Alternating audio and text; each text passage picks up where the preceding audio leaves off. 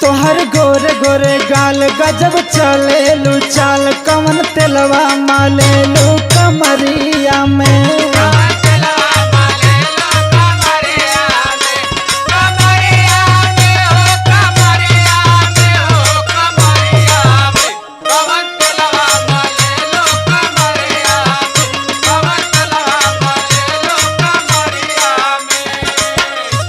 यही से कहली कि 2-4 ले पढ़ ला तो नाही तू तो पुलिया गोरबा। अरे भाई तो रास्ता चलल मुहाल कर दे बा तू लइकिन का।